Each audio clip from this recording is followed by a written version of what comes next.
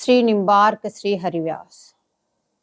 आचार्य चरण बार बार इस बात को समझा रहे हैं कि यदि आपको निकुंज की प्राप्ति करनी है, यदि आपको प्रिया जी के चरण कमल प्राप्त करने हैं, आपको निरंतर प्रिया की दासी बन के रहना है, तो आपको सबसे पहले अखंड वृंदावन धाम का वास करना होगा। और वृंदावन धाम का वास करके उसमें निरंतर संतों की सेवा, साधुओं की सेवा, ऋषिक जनों की सेवा, प्रगट ठाकुर जी को विराजमान करके उनकी तन से सेवा करो, निरंतर उनका नाम जपते रहो और अपने अंतश्चितित वपु से निरंतर उनका चिंतन करते रहो। बोले चिंतन करते करते करते तुमको प्रिया जैसा रूप मिल जाएगा और तुम उनकी सेवा के योग्य बन जाओगे। और सेवा करने से तुमको जो प्रिया मिलेगी उससे तुमको आत्यंतिक सुख मिलेगा। बोले इतना सब कुछ हम करते हैं, अखंड वृंदावन धाम का वास भी करते हैं, निरंतर नाम भी जपते हैं, निरंतर संतों की सेवा भी कर रहे हैं, लेकिन फिर भी हमें अंधकार दिखाई दे रहा, प्रकाश क्यों नहीं दिखाई देता? तो कह रहे जब तक तुमने अपने तन और धन से ममता नहीं त्यागी तब तक तुम्हें ये अंधकार ही दिखाई देगा, प्रकाश नहीं मिलेगा। इसलिए अपने तन से और धन से ममता का त्याग कर करके निरंतर प्रिया चरणों का चिंतन करते रहो, निरंतर उनकी अपने गुरु रूपा जी के पीछे सहचरी भाव से उनकी सेवा करते रहो। बोले तब ही तुमको श्री नित्य निकुंज वृंदावन धाम की प्राप्ति होगी। अब वहां के प्राप्ति होने के बाद आपको क्या सुख मिलेगा उसका वर्णन आचार्य चरण करते हैं कि यत किंकरीषु बहुश खलु काकुवाणी नित्यम परस्य पुरुषस्य शिखंड मौले तस्या कदा रस निधेर वर्षभानुजाया सतकेलि निकुंज भवनांक मार्जनी श्यामा। इस प्रकार से जैसे कल आचार्य चरणों ने जो बार बार समझाया बताया उसके अनुसार यदि आप चलोगे तो आचार्य चरण कह रहे हैं आपका जो किंकरी भाव है वो सिद्ध हो जाएगा। सिद्ध होने का मतलब जो वस्तु आप चाहते हैं उस वस्तु की प्राप्ति हो जाएगी, प्रिया आपको प्राप्त हो जाएगी, निकुंज आपको प्राप्त हो जाएगा, आपको अखंड वृंदावन का वास मिल जाएगा। तो अब भाव सिद्ध हो गया, वो किंकरी भाव सिद्ध हो गया, तो स्वामिनी जी महल में आपको रख लेगी। फिर किसी प्रकार की कोई आपका जो अंतश्चितित वपु जो सिद्ध हो गया तुरंत स्वामिनी जी अपने महल में रख लेगी। अब वहां महल में रखने के बाद क्या होता है, कहते हैं किंकरी का इतना बड़ा सौभाग्य है जिसका क्या वर्णन किया जा सके। किंकरी को इतना सुख प्राप्त है जो अन्य कोई भी सुख उसकी बराबरी नहीं कर सकता। बोले उनकी किंकरी से लाल सतत काकुवाणी करते हैं। बोले सो कैसे? बोले माननी सी प्रिया जी, जब प्यारी जी माननी होती है तो लाल जी भी पास में नहीं जा सकते। तो माननी प्रिया जी के पास लाल जी नहीं जा पाते। क्यों? क्योंकि डरते हैं कि स्वामी जी माननी है, इसलिए लाल जी को भय लगता है। लेकिन किंकरी तो निरंतर हर परिस्थिति में सेवा में जा सकती है, तो माननीय अवस्था में भी किंकरी जाती है और प्रिया जी की सेवा करती है। तो इसलिए लाल जी उन सखियों की खुशामद करते हैं, आप अंदर जा रहे हो, आप प्रिया जी के पास जा रही हो, सेवा करने जा रहे हो, तो साथ में मेरी भी कुछ ये प्रार्थना कर देना। तो आचार्य चरण आज वही दासी भाव चाहते हैं, प्यारी से विनती करते हैं क्या वो दिन होगा जिस दिन मुझे भी ये सौभाग्य मिलेगा। और आचार्य चरण कहते मार्जनी सोहनी बनना चाहते हैं। सोहनी बनने का भाव, बोले सोहनी देने वाली की दासी बनना चाहते हैं। बोले उस महल की मैं कब बुहारी लगाऊंगी, कब सोहनी लगाऊंगी। बोले क्यों, सोहनी से इतनी प्रीति क्यों है ऋषिकाचार्यों की? सभी कहते हैं ब्रजभीषण दीजिए सोहनी या महल की सोहनी लगाऊं, मैं आपकी ये सेवा मुझे प्रदान कीजिए। क्योंकि प्यारी जी के चरण रज उड़ के जो मंगल विग्रह पे लगेगी उसके समान अन्य कोई सुख नहीं है। इसलिए आचार्य चरण सोहनी बनना चाहते हैं, क्योंकि इस रज का संबंध प्यारी जी से है और प्यारी जी के संबंध होने से बोले मार्जनी बनना चाहते हैं। बोले सेवा करने का स्वरूप कैसा है? बोले मानसिक सेवा में किंकरी स्वरूप का ध्यान कर लेना केवल यही सेवा नहीं है कि हम सखी बन के वहां अपना खूब अच्छा सा श्रृंगार करके साथ हो ले, फिर प्रिया जी की युगल किशोर जी की सेवा से कोई मतलब नहीं। बोले इसका मतलब मानसिक सेवा नहीं है। मानसिक सेवा का अर्थ ही यही है कि वहां पे निरंतर प्रियालाल की सेवा करना है, साथ में रहकर अपने सखी भाव में स्वरूप में तटस्थ होकर के फिर वहां पे निरंतर सेवा करना है, उनकी पूजा करना है। मानसिक सेवा माने किंकरी भाव धारण करके फिर सेवा में प्रवेश करना है। प्रियालाल की निरंतर सेवा करनी है आपको वहां पर।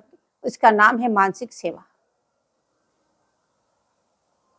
स्वामी जी महाराज कहते हैं कि हरि नाम को आलस कत करत हो रे, काल फिरत शर सांधे, बेर कुबेर कछु नहीं जानत, चढ़्यो फिरत है कांदे, हीरा बहुत जवारत संचे, कहा भयो हस्तीदर बांधे, कहे से हरिदास महल में बनिता बनी ठाड़ी भई, एकुन चलत जब आवत अंत की आंधे।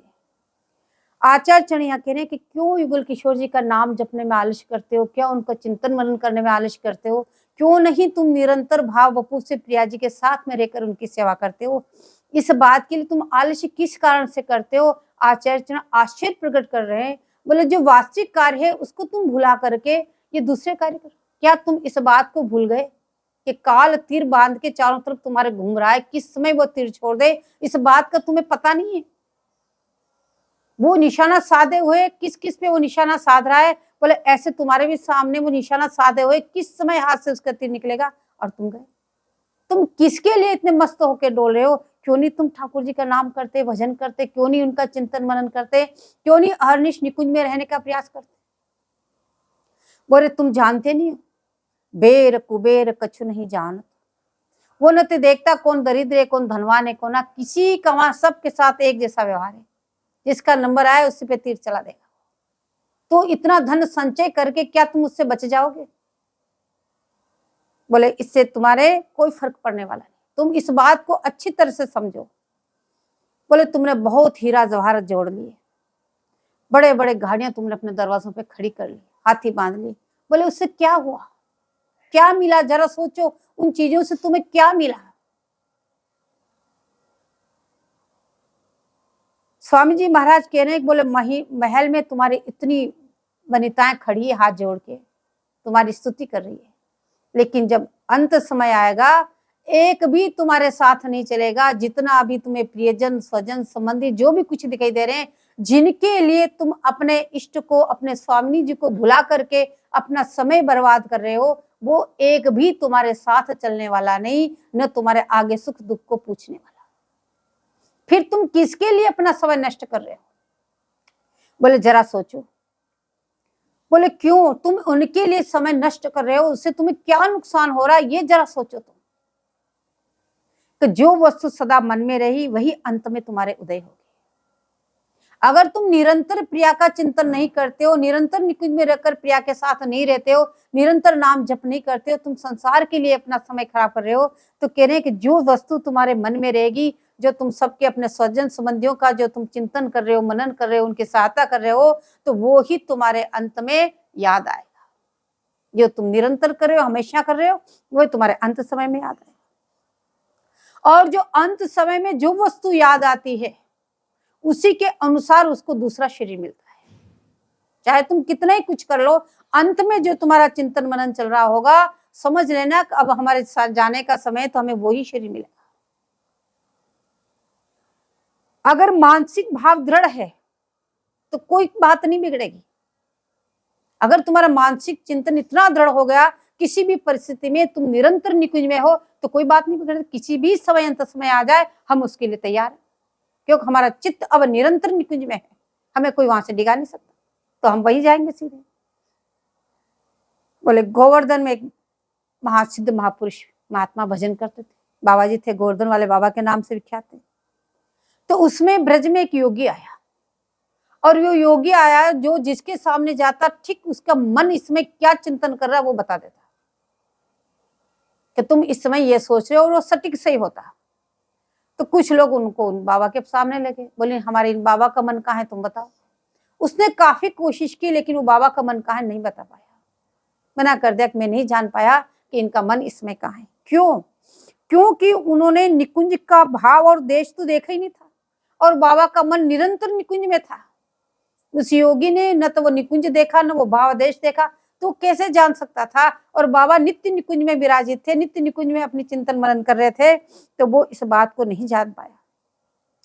इसलिए सतत अपने स्वरूप में स्थित रहो, केवल रज में पड़े रहने से बात नहीं बनेगी। अब हमने स्थायी वृंदावन वास कर लिया, अब रज में पड़े, रज रानी जो करेगी करेगी। बोले ऐसे भरोसे पड़े रहने से काम नहीं चलेगा। अगर रज में आके पड़ गए और तुम्हारा चित्त यदि प्रियालाल का चिंतन नहीं करता है, यदि तुम्हारा मन बाहर यदि भटकता है तो बोले कहते कोई काम नहीं बनेगा।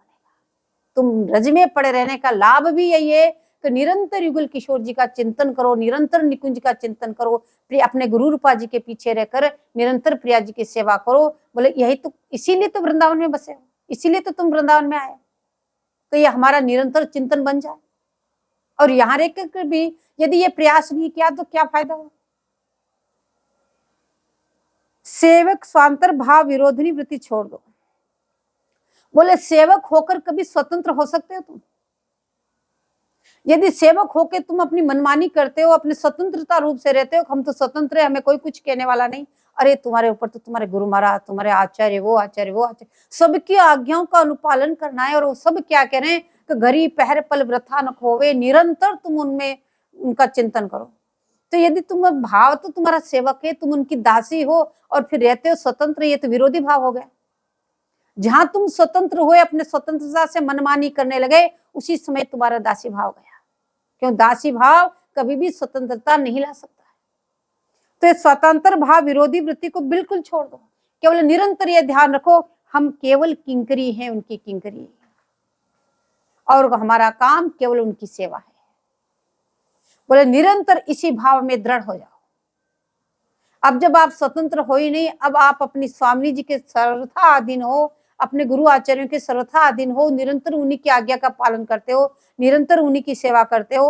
अब जो भी कुछ हो रहा है तो अपनी स्वामी की इच्छा से हो रहा है, उसमें क्या सोचना क्या नहीं सोचना, जिस प्रकार से हो रहा वो सब हमारी स्वामी जी की प्रसन्नता के लिए हो रहा, तो उसमें हम भी प्रसन्न। तो यह दृढ़ स्थायी भाव है। सर्वाशने जहाँ भाव तो है किंकरी का, पर काम करते हो किंकरा का। बोले ये काम नहीं चलेगा। जो किंकरी का भाव है उसी में आपको निरंतर स्थिर रहना है। सतत युगल क्रीड़ा को सर्वत संधियताम। श्री यमुना जी जा रहे हो, यदि आप प्रगट वृंदावन में रह रहे हो, आप यहाँ पे नित्य वृंदावन में, अब यहाँ रह करके आप अखंड वृंदावन धाम का वास कर लिया, अब आपको निरंतर निकुंज में रहने की आज्ञा प्रदान कर रहे हैं आचार्य चरण कि निरंतर आपको निकुंज में रहना है, वहां से बाहर निकलने नहीं। लेकिन वृंदावन में कभी इधर जाओगे कभी इधर जाओगे, तो उस समय आप निकुंज में कैसे रहो? तो उसका वो बात बता रहे हैं। यदि आप यमुना जी जा रहे हो तो भाव करो प्रिया जी संग में है, प्रिया जी मेरे संग में है, या मैं प्रिया जी के संग हूँ। प्रिया और सहचन्या और लाल सब आगे आगे चल रहे हैं, हम उनके पीछे पीछे चल रहे हैं, सभी यमुना स्नान करने जा रहे हैं। उस देवी यमुना जी का चिंतन करते जाओ और यमुना जी के घाटों का चिंतन करते जाओ, वहाँ की वृक्षावली का चिंतन करते जाओ, एक एक वृक्षवाली का निरीक्षण करते जाओ, इसको कैसे प्रिया जी सिंचन करती है, कैसे एक एक पत्ते को प्रिया जी दुलार करती है। ऐसे जाके बोले यमुना जी पे इस तरह से विहार करो। और चलते हुए बोले इस रजकण को देखते हुए चलो, इधर उधर नहीं। बोले उसमें ढूंढते चलो, क्या ढूंढना है? बोले कहाँ प्रिया का चिन्ह है, अभी भी प्रिया जी हमारे आगे चल रही है, क्या उनका चरण चिन्ह हमें दिखाई देगा? बोले इस प्रकार से चिंतन करते हुए चलो। और अष्ट सचरों के बीच में प्रियालाल को देखो। स्वांतंत चिंतन वस्तु में व सततम सर्वत संध्यताम। बोले किस प्रकार से सर्वत्र तुम्हें प्रिया जी को देखना है, जैसे सावन के अंधे को सर्वत्र हरा ही हरा दिखाई देता है, सब जगह ऐसी हरियाली फैली हुई है। बोले इसी प्रकार से जहां भी तुम जा रहे हो निरंतर प्रिया को अपने संग रखो, निरंतर सखियों को अपने साथ में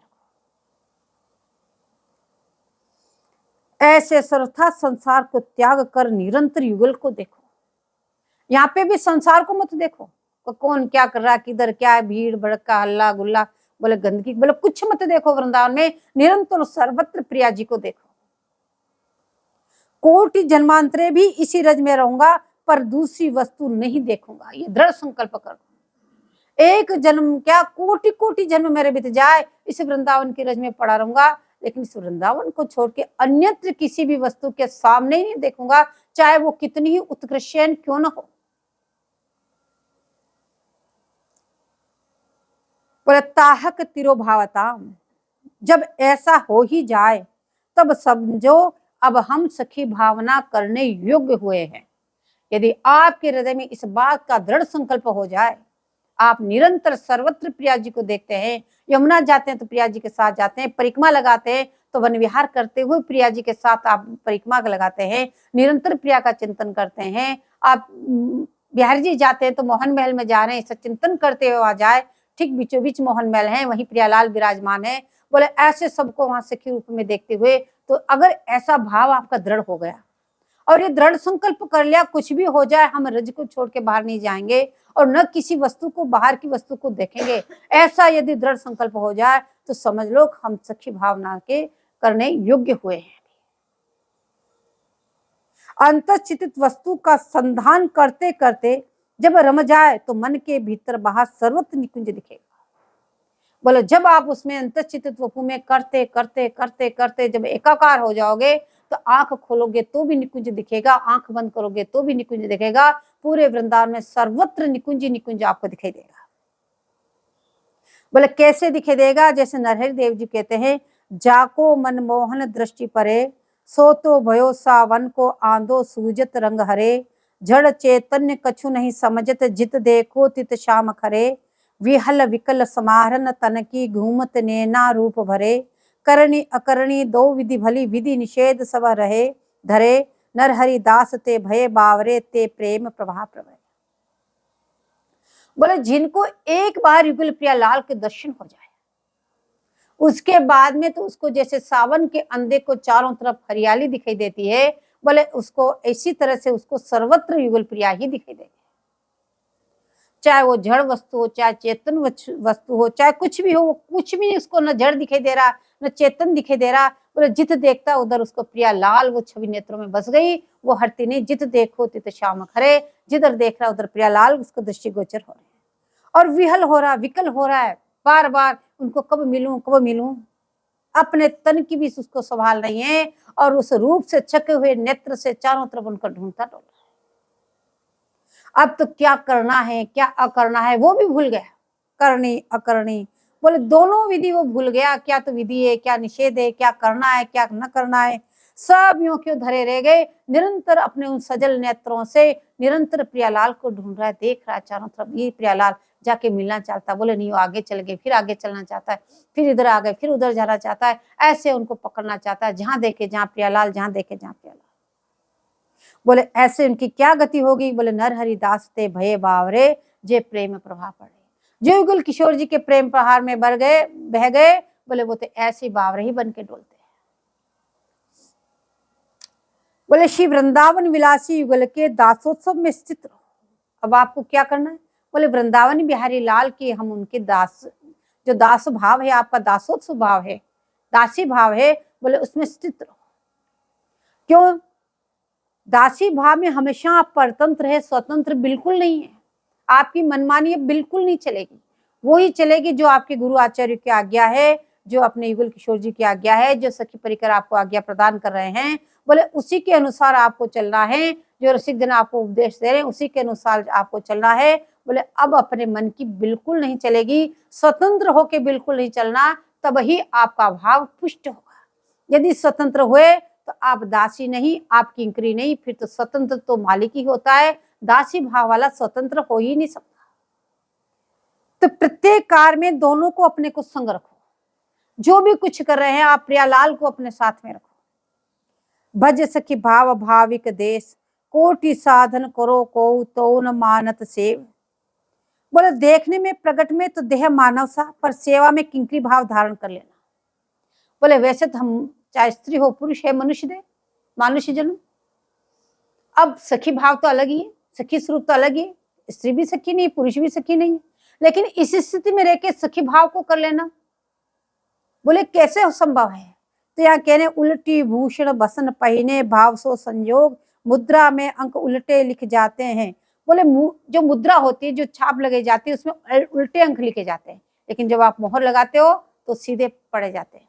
बोले ऐसे आपने पूर्ण वैराग्य वेश धारण कर रखा है, पूर्ण वैराग्य मन आप रह रहे, सर्वांग मंगल विग्रह पे रज आपने लगा रखी है, केवल आप कोपिन और अचला धारण करते हैं, तो आप सखी भाव का ऐसे कैसे हो सकते हैं? बोले ऐसे ही भेष से मिलते हैं, उल्टे भेष से, सजने संवरने से नहीं मिलते हैं। जैसे मुद्रा में उल्टे अंक होते हैं और छपने पे सीधे होते हैं, तो ऐसे आपको पूर्ण वैराग्य जीवन जीवने के बाद ही आपको वो सखी स्वरूप बोले प्राप्त हो जाएगा।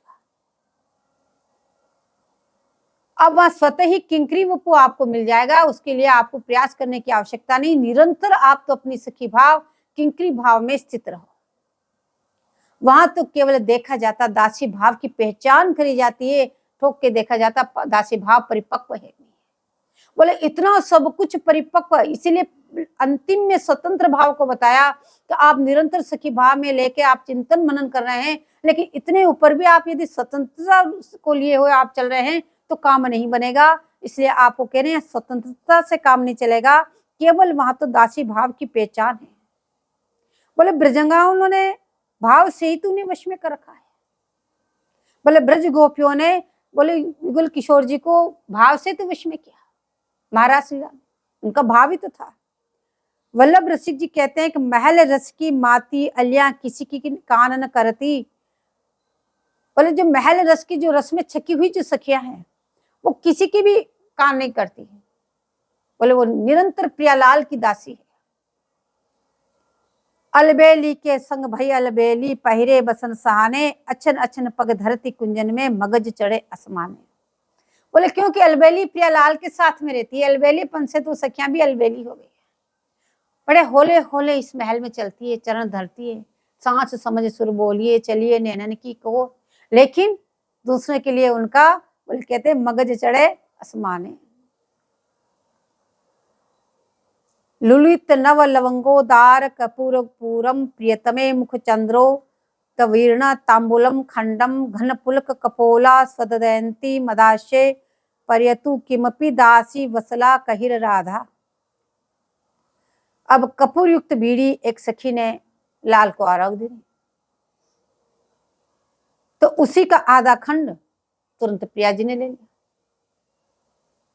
उसके आस्वादन से क्यों सखियां जो भी सेवा करती है, चाहे वो पान बीड़ी आरोगाओ, चाहे फूलेल धारण कराओ, चाहे फूलमाला धारण कराओ, चाहे वो झलझारी लिए हो, चाहे वो दर्पण दिखा रही हो, सबका एक ही भाव होता है कि नित्य निकुंज उनकी जो केली है उसमें उनको परायण करना, उनको निकुंज रस में डुबाना, उनको केली लीला में डुबाना, इसी के लिए सारी सेवाएं सखियां करती है।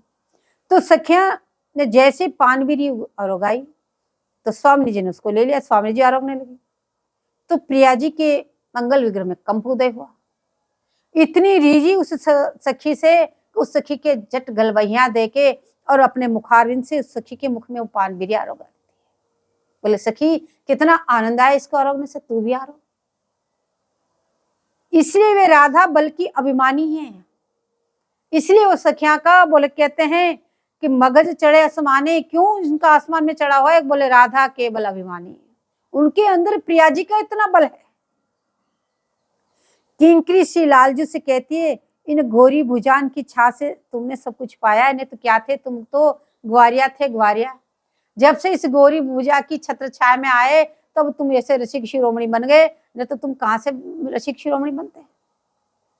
किंकरी पद के लिए श्री लालजू भी तरसते हैं, कितने पद भावने, यही चाह चित मोह हो, जो सखियां चाहना कर रही है। लाल जी भी कहते हैं कि यही चाहना मेरी है स्वामी जी, यही मैं चाहता हूँ। बोले क्या अमित रूप धरी को कुछ कर, मैं भी अमित रूप इस सखी का रूप धारण कर लूं और निरंतर आपकी सेवा करता रहूं। तो कह रहे कि यहाँ पे लाल जी भी सखी स्वरूप के लिए तो तरसते हैं, और यही कारण है कि लाल किसी को सखी स्वरूप प्रदान नहीं कर सकते हैं, कि समय नहीं, प्रिया भी नहीं कर सकती, कि वो प्रिया और लाल है। ये तो सखियां ही सखी स्वरूप को प्रदान कर सकती है, क्योंकि वो स्वरूप उन्हीं में है। इसलिए जो आचार्य चना के प्रकट हुए हैं वो ही इस सखी स्वरूप का दान कर सकते हैं। बोले दुकुलम विभ्राणम।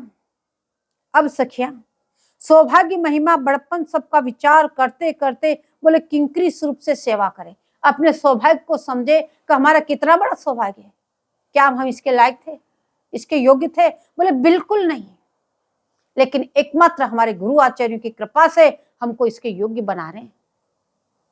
अभी हम उसकी कोशिश कर रहे हैं कि हम भी उसके योग्य बने। तो कहने का अपने ऐसे भाग्य की, बोले कितना बड़ा हमारा सौभाग्य है, तो हम पे गुरु आचार्यों ने इतनी बड़ी कृपा की नहीं। जब श्री स्वामी जी की साड़ी किंकरी पहनी तो स्वामी जी के समान ही उस पर सुशोभित हुई, इतनी सुंदर वो सखी लगने लगी। श्री प्रिया जी ने अपने हाथ से प्रसादी वस्त्र दिया है, बार बार उसको चिंतन करती है, आहा ये तो आप मुझे प्रिया जी ने दिया है, ये प्रिया जी के मंगल विग्रह पे धारण की हुई साड़ी है जिसको मैं धारण कर रही हूँ। ऐसे अपने बार बार सौभाग्य की सराहना करें। और प्रिया जी ने आज प्रसादी वस्त्र देते समय क्या कहा था? प्रिया जी बोली, तू मेरा संग कभी मत छोड़ना, मेरे साथ ही रहना। तो अपना सौभाग्य करेगा। आज प्रिया जी ने मुझे ऐसा कहा, निरंतर अपने साथ रहने के लिए कहा, मेरा कितना बड़ा सौभाग्य है। बोले ऐसे अपने सौभाग्य की बार बार वो सोचता रहे।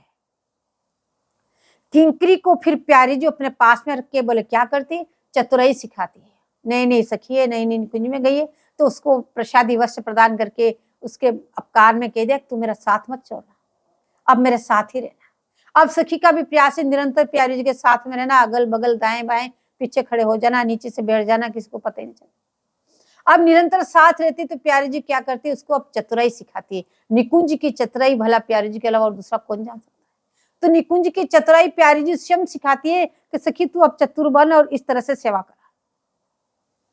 बोले स्वामी जी वैसे ही चलती है परिचर्या में, किंकरी भी चतुर है, विविध सेवा करने के लिए सेवा सुकुमार स्वरूप। बोले अब आचार्य चरण इस प्रकार से वर्णन करते हुए अब विनती कर रहे हैं, हे स्वामी जी, हे किशोरी जी, इस प्रकार से आपकी विविध सेवा करते हुए, आपकी परिचर्या करते करते मुझे ऐसा सुकुमार स्वरूप कब मिलेगा? मुझे कब आपकी किंकरी बनने का सौभाग्य प्राप्त होगा?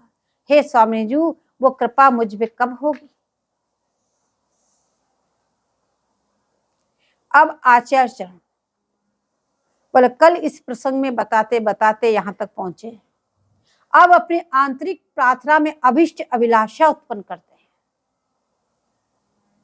बोले नित्य उपासना में मूल संबंध श्री स्वामी जी के चरणों से है। पूर्व प्रसंग में अच्छी तरह से समझाया है कि इस जीव का वास्तविक संबंध तो केवल ठाकुर जी से है, क्यों? उन्हीं का अंश है, जिन्होंने प्रकट किया इस जीव को, जिन्होंने भेजा। तो वास्तविक में तो संबंध ठाकुर जी से है, पर माया में आके वो भूल गया और इस संसारी जनों को अपना संबंधी समझने लगा और वास्तविक संबंध को भूल गया। गुरु आचार्य ने कृपा करके उसको ज्ञान के द्वारा बताया कि तुम्हारा वास्तविक संबंध ठाकुर जी से है, ये तो सारा संसार झूठा है, ये झूठे संबंधी है, ये तुम्हारे कोई काम के नहीं। इस तरह से उसको सचेत किया। तो अब वो इस बात को समझा। तो अब यहाँ पे आचार्य ने इस बात को समझाते समझाते सबका संबंध दास शिष्य के रस वात्सल्य सब समझाते समझाते अब किंकरी स्वरूप को समझाते हुए अब आपको समझा रहे हैं कि अब तुमका वास्तविक जो निज संबंध है, वो उपासना का जो तुम्हारा मूल संबंध है, वो केवल एकमात्र प्रिया चरणों से है। तुम्हारा जो संबंध, अब इस बात को अच्छी तरह से सोच लो कि हमारा संबंध प्रिया जी से है। अब तुम्हारे संबंधी कौन हो गए? कि जिनका संबंध प्रिया जी के चरणों से है वो ही हमारे सगे संबंधी है, अन्यथा हमारा कोई नहीं। बोले वो सगे संबंधी कौन? बोले संत जन, साधु जन, रसिक जन, गुरु आचार्य वर्ग, इसके अलावा हमारा कोई नहीं। अन्य संबंध उनके नाते से है, यह नाता किंकरी स्वामिनी का है। बोले तुम्हारा वास्तविक संबंध बोले स्वामी जी से है, तुम उनकी किंकरी हो। और ये अन्य संबंध भी जो हुए बोले प्यारी जी के नाते से, वो भी इनके संबंधी है, उनका भी इनसे संबंध है। और उन्हीं गुरु आचार्य की कृपा से हमें प्यारी जी का संबंध मिला, तो उनके नाते इन सब से हमारा संबंध है। अन्य इसके अलावा हम और किसी से कोई संबंध नहीं रखेंगे। बोले ये दृढ़ निश्चय कर लो। और ये निश्चय करने के बाद बोले जब मन को सत्संग के द्वारा साफ करके बार बार सत्संग के द्वारा इस तरह से दृढ़ निश्चय कर लो, बोले हमारी स्वामी जी और हम स्वामी जी की दासी, इसके अलावा हमारा अन्य किसी से कोई संबंध ही नहीं। जब कोई संबंधी नहीं, बोले इस प्रकार से इस तरह से अपने मन को स्वच्छ कर लो। ये मन में दूसरा जो घुसा हुआ है बोले उसको निकाल दो, स्वच्छ करो, सब कूड़ा निकाल के फेंको। अब स्वच्छ कर लिया, तब अब क्या करना है? बोले उसमें रसिकाचार्य रंगरेज में किंकरी भाव रूप को रंग चढ़ाना है। अब आपके जब सारे संबंध छूट गए, अब एकमात्र प्रिया के चरणों का संबंध रह गया, तो आपके हृदय में अब किंकरी भाव का रंग चढ़ाना है। बोले इस रंग को चढ़ाने के लिए बोले रसिकाचार्यों के पास, रसिको जन के पास जा करके उस रंग में अब रंगो। पर आचार्य संबंध भी गुरु कृपा से मिलता है, कोई ऐसे तो मिलता नहीं। हमारे आचार्यों से संबंध कब हुआ? जब गुरु महाराज ने हमको दीक्षा दी, न तो हमारे आचार्यों का संबंध भी नहीं होता। तो ये भी गुरु कृपा से हमें आचार्यों का संबंध मिला है। यह पथ राग व शुद्ध प्रेम का है। ये जो तुम जिस पथ पे चलना चाहते हो, बोले शुद्ध राग और प्रेम का। और राग केवल प्रिया चरणों से करना है और दूसरे किसी से भी राग नहीं करना, किसी से भी प्रेम नहीं करना। इसमें श्री प्रियालाल की सब राग स्वरूप है और प्रेम की ही समस्त विल्सन है।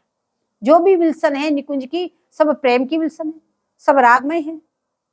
ब्रह्म जीव माया तत्व में से जीव माया का वहां प्रवेश नहीं। बोल 3 वस्तु बताई शास्त्रों ने, एक तो ब्रह्म है, एक जीव है, एक माया है। तो जीव माया का तो वहां पे प्रवेश ही नहीं, जा ही नहीं सकता। तो शिलाल प्रियाजू लता पता परिकर सब ये क्या है? बोले सब सच्चिदानंद घन स्वरूप है। इनका सच्चिदानंद सखियों का भी, लताओं का, पताओं का, पशुओं का, पक्षियों का, जो भी निकुंज में सब सच्चिदानंद घन स्वरूप है। न तो जीव और माया का तो वहां प्रवेश ही नहीं। तो अब सच्चिदानंद घन वपु सब धारण किए हैं। केवल अंतर इतना से, जब युगलवर भी सच्चिदानंद घन स्वरूप है, सखिया भी सच्चिदानंद घन स्वरूप है, लता पता भी सच्चिदानंद घन स्वरूप है, वहां के पक्षी भी सच्चिदानंद घन स्वरूप है, तो फिर अंतर क्या है? बोले अंतर यह है कि प्रियालाल सेव्य है और ये सब सेवक है। इतना सा अंतर है बस। और धाम सेवा सामग्री है। यह रागात्मिक प्रेम का स्वरूप है। राग और प्रेम में जहां आत्मा है, हमारी सत्ता में माया, 5 भौतिक देह, आत्मा, जीव और अंतर्यामी रूप से प्रभु विराजमान है। अब हमें वहां जाना है जहां केवल सच्चिदानंद घन प्रेम तत्व पहुंचता है। पर यहाँ तो ये सब 5 तत्व हैं, भौतिक देह भी है, आत्मा भी है, जीव भी है, माया भी है, सब कुछ है। और वहां तो इन सब किसी का प्रवेश नहीं, वहां तो केवल सच्चिदानंद घन स्वरूप का प्रवेश है। अब हमें वहां जाना है तो केवल सच्चिदानंद घन प्रेम तत्व चाहिए, क्योंकि नित्य मुक्त भी वैकुंठ तक ही जाते हैं प्रयास करके, उनका भी प्रवेश नहीं कुछ भी नहीं है, जो नित्य मुक्त हो गए भजन कर करके। और नित्य भी चेष्टा करके वैकुंठ में जाते हैं। ऐसे नहीं हर कोई प्राणी वहां चला जाता, कितनी चेष्टा करते हैं, कितनी साधना करते हैं, तब वैकुंठ में पहुंचते हैं। तो यहाँ तो तत्व कैंकर ही है। बोले कि अनंत शक्ति के शक्तिमान भगवान, उनकी भी 3 शक्ति प्रधान, माया, जीव वस्तु और माया तो बहिरंग है। यदि माया की तुम सोचो, बोले उसके तो बात ही मत करो, क्यों? तो बहिरंग है। वह माया तो भगवत तत्व से बाहर खींचने वाली है। इसलिए सब माया तत्व से बचने के लिए कहा, इतना आचार्य ने निषेध बताया, पास ही मत जाओ। तो ये माया तो भगवत तत्व से बाहर खींचती है और तुमको भगवान की भक्ति में ही नहीं प्रवेश करने देगी, तो निकुंज में जाना तो बहुत दूर की बात है। तो श्री लाल जी से इसका कोई संबंध भी नहीं है माया से। वो तो 36 का आंकड़ा है माया से, तो लाल जी से कोई संबंध भी नहीं है। दूसरी जीव शक्ति तटस्थ है, वो तो पंगु है, तटस्थ एक जगह पड़ा जीव। यदि माया ने खींचा तो माया के संग चला गया अपने, और माया के संग गया तो अपना जो स्वरूप मूलभूत था उसको भी भूल गया कि मैं ठाकुर जी का अंश हूं। और तीसरी स्वरूप शक्ति जब जीव को भगवान खींचते हैं तो उधर चला जाता है और भगवत स्वरूप की स्थिति से प्राप्त होती है। अब इससे 3 रूप सत्य की संधनी, इससे सब भगवत धाम का विकास होता है। बोले ज्ञान से शास्त्र पुराण का विकास होता है और सच्चिदानंद की अलादनी शक्ति से प्रेम का विकास करती है और शुद्ध माधुर्यमय धाम में वहां केवल आह्लाद और आनंद का विकास होता है। सद चिद और आनंद इसका उल्लेख कर रहे हैं। तो पर इसमें धाम अधूरा रह गया, क्योंकि सदचित नहीं, केवल आनंद आह्लाद का विकास हुआ। तो बोले कि शुद्ध सच्चिदानंदमय होते हुए भी आनंदमय है। सच्चिदानंद तो है ही, पर यह धाम आनंदमय भी है। सदचिद आनंद के बीच में निमग्न हो गए। बोले जब आनंद की बाढ़ आई तो सदचिद आनंद में विलीन हो गए। विलीन होके है तो इसी में, बाहर थोड़ी न गए। और जहां कहीं सदचिद आनंद को पुष्ट करते हैं तो वहां प्रकाशित हो जाते हैं, सद भी प्रकाशित हो जाता है, चित्त भी प्रकाशित हो जाता है।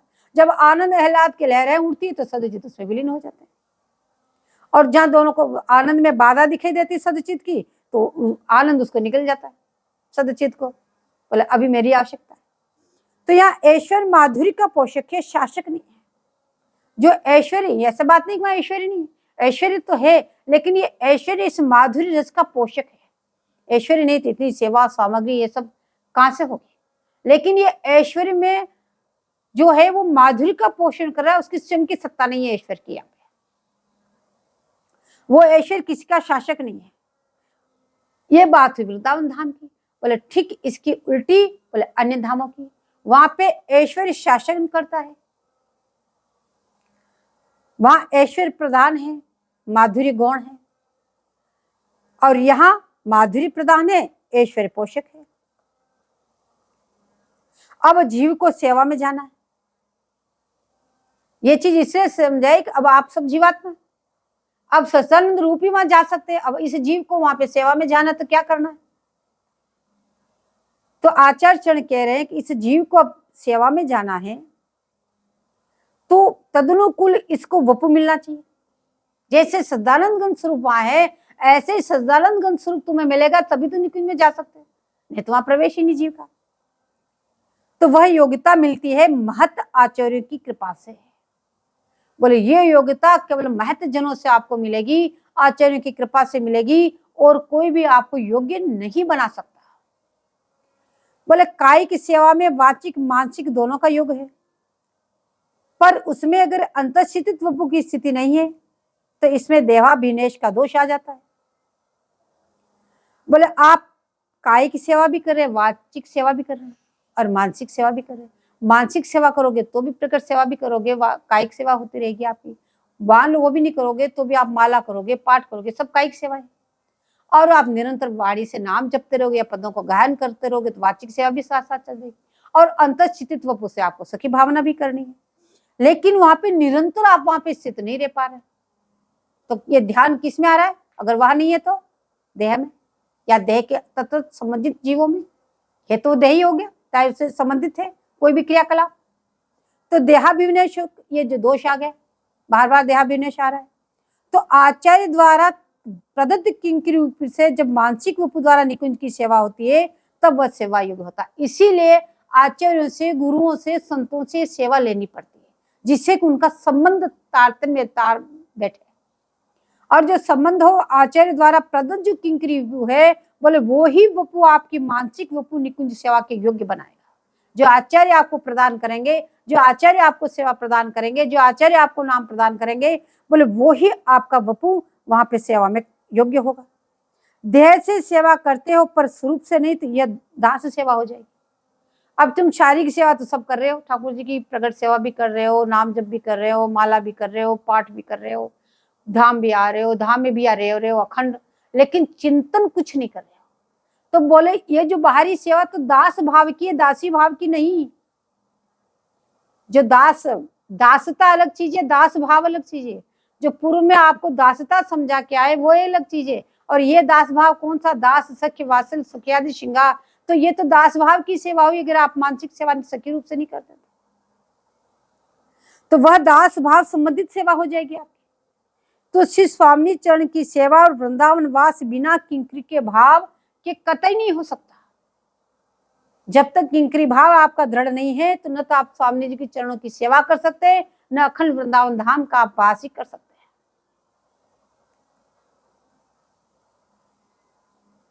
मद राधा पद किंकरी कृत रदाम सम्यद भैव गोचरम ध्येय नेव यददति विना तस्या कृपा स्पर्शयत यत प्रेमामृत सिंधु सार रसदम पापेक भाजामपि तट वृंदावन दुष्प्रवेश महिमाश्चर्य हृदय स्फुरते।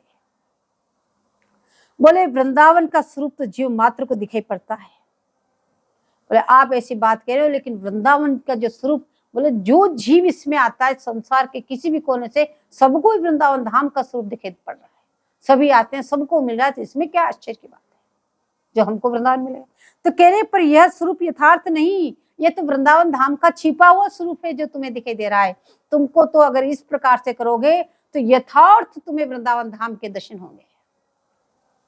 जैसे सुंदर पुरुष ने काला कंबल ओढ़ के बैठ जाए, बोले ऐसे वृंदावन धाम इस काले कंबल को ओढ़े हुए समझ लो, ये प्राकृत रूप से आपको दिखाई दे रहा है, इसका वास्तविक स्वरूप आपको दिखाई नहीं दे रहा। तो जन साधारण इसका रूप नहीं देख पाते हैं, तो कौन देखते हैं? किसको दिखाई पड़ता है? या तो जो आचार्य चरण वहीं से आके प्रकट हुए, जो नित्य सिद्ध है, वो कृपा करके दिखा दे। जैसे हरिदास जी महाराज ने अकबर को दिखा दिया, एक क्षण नहीं लगा। और या फिर जो प्रिया जी के दासी भाव से निरंतर जो चिंतन कर रहे हैं, बोले उन्हीं को दिखाई देगा, अन्यत्र को नहीं। जिससे राधा पद दासी भाव हृदय में विनियोग कर लिया है, बोले उसी को यह वस्तु दिखाई देगी। और ऐसे भाव को दृढ़ता पूर्वक ले लिया सम्यक प्रकार से, तो लीला माधुरी पूर्ण स्वरूप ये वृंदावन का दिखाई देगा। केवल वृंदावन ही नहीं, इसमें युगल किशोर जी भी दिखाई देंगे, लीला करते हुए दिखाई देंगे, सब सखी लता पता सब उनको वो दिव्य तुमको इसी वृंदावन में, यही है, कोई अन्यत्र वृंदावन नहीं है, इसी वृंदावन में आपका भाव दृढ़ होते ही यही वृंदावन आपको ऐसे दिखाई देगा। जैसे जैसे किंकरी भाव की दृढ़ता होगी वैसे वैसे लीला का प्राकट भी होता जाएगा, नई नई लीलाएं आपको दर्शन होगी। एक ऐसे भी हैं जिन्हें केवल ध्यान के समय वृंदावन माधुरी दिखती है, सम्यक स्वरूप स्थिति नहीं है, वो केवल चिंतन मनन करते हैं, उसमें तो दिव्य वृंदावन दिखाई दे रहा, आंख खोले तो फिर वही प्रकट वृंदावन दिखाई दे रहा। तो कह रही है सम्यक स्वरूप स्थिति नहीं है। क्यों ऐसा हो रहा है? बोले आप निरंतर अपने स्वरूप में स्थित नहीं है। जब तक आप स्वरूप में स्थित रहेंगे तब तक तो आपको ये वृंदावन धाम दिव्य वृंदावन ही दिखाई देगा। आप जितना भी चिंतन करते हो, सवेरे आप जाते हो अपनी कुंज से, गुरु रूपा जी कुंज से, युद्धेश्वरी कुंज से, तो दिव्य वृंदावन धाम दिखाई देता कि नहीं देखा था? बोले इस प्रकार से सम्यक प्रकार से आप वहीं रहोगे, निकलोगे नहीं तो वो दिव्य वृंदावन धाम ही दिखाई देगा आपको। बाहर निकलते हो जब तो नहीं दिखाई देता, वह सम्यक स्वरूप स्थिति नहीं है। जब सच्चिदानंद रूप वृंदावन दिखने लगे तो समझो स्वामी जी की अब कृपा हो गई। जब तुम्हें सभी प्रकार से निरंतर दिव्य वृंदावन धाम के दर्शन होने लगे, निरंतर उस दिव्य वृंदावन धाम में आप रहने लगो, निरंतर जित देखो जित वो दिव्य वृंदावन धाम में आपको दिखाई देने लगे, तो समझ लो अब श्री स्वामी जी की हम पे कृपा हो गई है। बिना किंकरी भाव या स्वामी जी की कृपा के त्रिकाल में भी नहीं दिखता। बोले जब तुम किंकरी भाव धारण नहीं करते, चिंतन मनन नहीं करते और प्रिया जी कृपा नहीं करती, तो त्रिकाल में भी तुम इस दिव्य वृंदावन धाम के दर्शन नहीं कर सकते। तो एक साधक किंकरी भाव का, दूसरा कृपा कटाक्ष का, जिसे हृदय में केवल छटा दिखाई पड़ती है। दोनों भाव का अभाव है तो समझो अभी कृपा पात्र ही नहीं बने। बोले एक तो साधक है भाव स्वरूप का, किंकरी भाव का, निरंतर किंकरी भाव में आप उस छवि छटा को देख रहे हैं। दूसरा एकमात्र नित्य सिद्धों की कृपा से और प्यारे जी की कृपा कटाक्ष से उसके हृदय में वो छटा दिखाई पड़ी। अगर इन दोनों भाव में आपका अभाव है, न किंकरी भाव ही पुष्ट हुआ, न किसी की कृपा ही मिली, तो समझ लो आप अभी कृपा पात्र ही नहीं बने। वृंदावन वासी क्या अभी संबंध ही नहीं हुआ, नहीं तो अवश्य दिखता। यदि संबंध में कोई गड़बड़ी नहीं होती, दृढ़ रूप से कोई न कोई गड़बड़ी है इसलिए नहीं दिखाई दे रहा। आचार्य चरण कह रहे हैं, बोले संबंध में अभी दृढ़ता नहीं आई। बार बार संबंध को इसलिए समझा रहे हैं कि अन्य किसी से संबंध नहीं रखना, आपका संबंध एकमात्र प्रिया से है, आप स्वतंत्र नहीं है। यदि आप दूसरे से संबंध रखते हैं तो इसका मतलब आप मनमानी कर रहे हैं। यहाँ पे आचार्य क्या गया है, अब आप प्रिया जी की दासी है, निरंतर उनसे आपको संबंध रखना है और उनके संबंधियों से संबंध रखना है, और आपका कोई नहीं है। बोले ऐसे संबंध में दृढ़ भाव होके फिर निरंतर नित्य निकुंज में आपको स्थित रहना है। जब दूसरा कोई हो ही नहीं तो दूसरा ध्यान जाएगा ही नहीं। दूसरी तरफ ध्यान कब जा रहा है? जब तक हमने दूसरों से संबंध बना रखा है, इसलिए तो हमारा ध्यान वहां से हटके दूसरी तरफ जा रहा है। जब दूसरी तरफ से हमारा ध्यान, अब हमने सबसे संबंध त्याग दिया, लेकिन अभी तन और धन रह गया, इसमें ध्यान जा रहा है, तो इसीलिए तन और धन का भी बता रहे हैं कि इसका भी संबंध त्याग करो। हम स्वतंत्र रूप से कुछ नहीं, निरंतर प्रिया चरणों के अधीन हैं, हम हमारे गुरु चरणों के अधीन हैं, हम आचार्य चरणों के अधीन हैं। जैसे वो आज्ञा प्रदान करें उनकी आज्ञा का उल्लंघन नहीं कर सकते। इस तरह से दृढ़ भाव में आप स्थित हो जाओगे, बोले तब ही आपको दिखाई देगा। लेकिन संबंध में अभी कोई न कोई कमी आ गई, इसलिए अखंड वृंदावन धाम वास करते हुए, निरंतर नाम जप करते हुए भी आपको उस दिव्य वृंदावन धाम के दर्शन नहीं हो रहे। इससे संबंध को पक्का करो, पहले दृढ़ संबंध बनाओ। मूल स्वरूप में हुए बिना सद्भाव स्वरूप और भाव का स्वरूपण कभी नहीं होगी।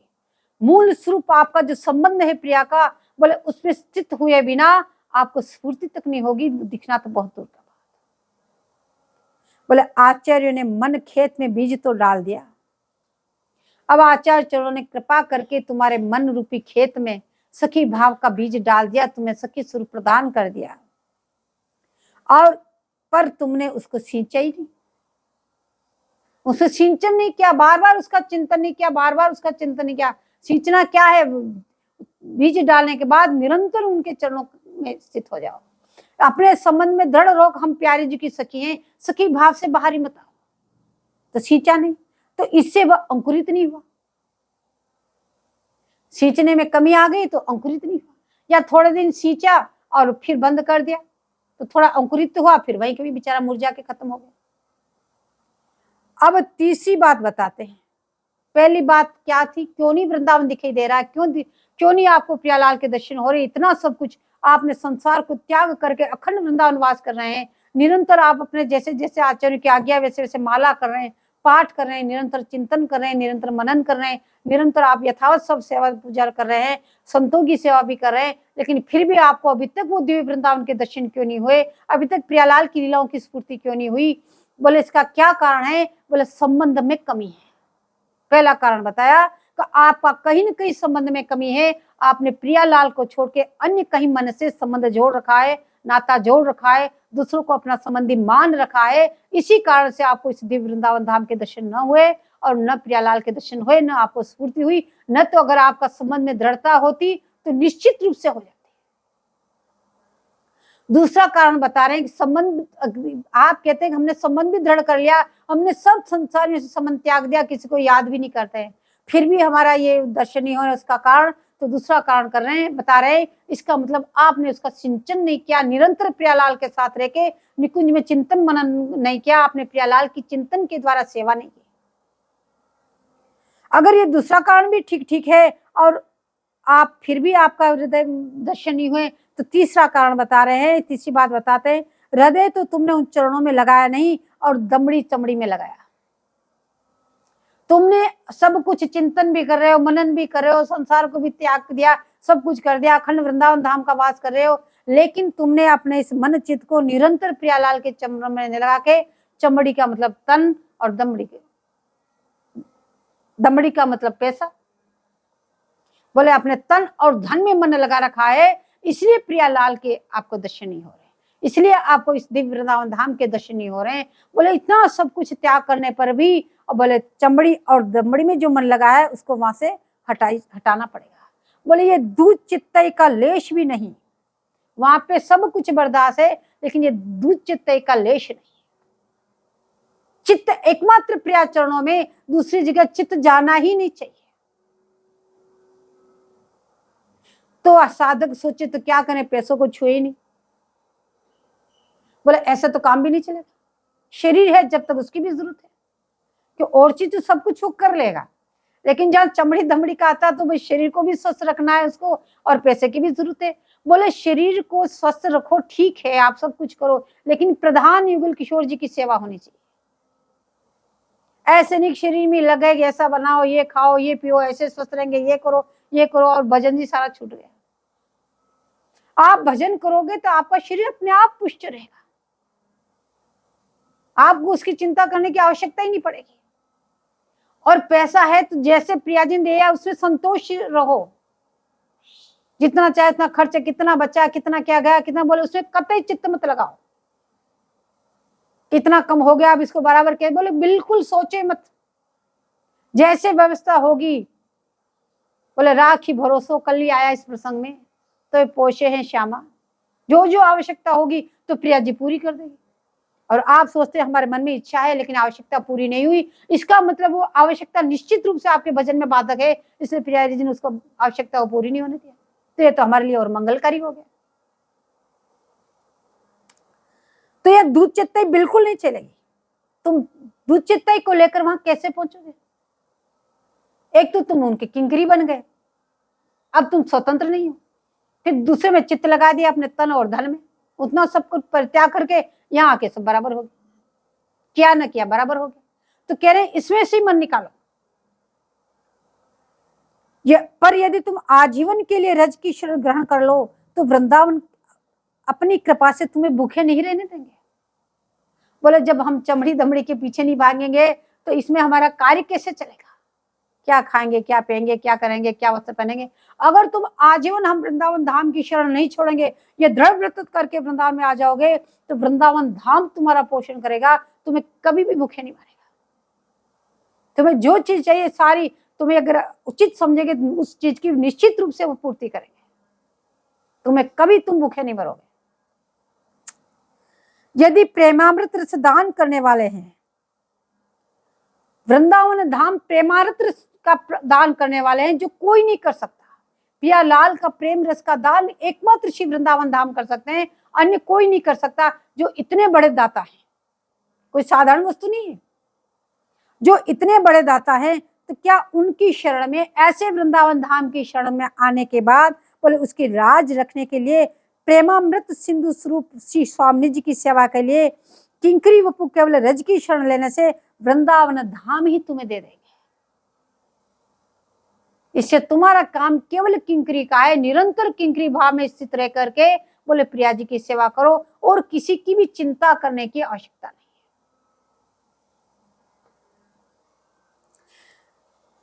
पापेकम भाजामपि, जीव स्वभाव का वत चेष्टा करेगा तो स्वभाव की तरफ ध्यान न देकर रज में पड़े रहो। अब शुरुआत में आप वृंदावन धाम है तो स्वभाव है, इतने जन्मों को बार बार जीव उधर ही भागेगा, उसकी तरफ ध्यान आएगा, तो उसकी चिंता मत करो, तुम तो रज में पड़े रहो, राधा राधा रटते रहो और बार बार कोशिश करो खींच के लाके प्रिया जी, ये गलत हो गया, बार बार प्रिया जी की तरफ मन को लाओ, उससे घबराओ मत, हमारा मन तो बार बार जाएगा, हमारा तो हो ही नहीं रहा इसलिए हम इसे छोड़ दे, क्या करें। बोले ऐसे घबराना नहीं, क्यों कई जन्मों का अभ्यास है चमड़ी दमड़ी में मन जाने का, ये इसी जन्म का नहीं, तो हठात नहीं छूटेगा, लेकिन बार बार प्रयास करो, रज की शरण लो, वृंदावन धाम से प्रार्थना करते रहो, बोले निश्चित रूप से आपका मन वहां से हट जाएगा। श्री वृंदावन धाम तुम्हारी इच्छा निश्चित पूरी करेंगे। तुम अपनी अयोग्यता को देखकर निराश मत होना, बोले लगे रहना लगे रहना। जय जय श्री हरिव्यास।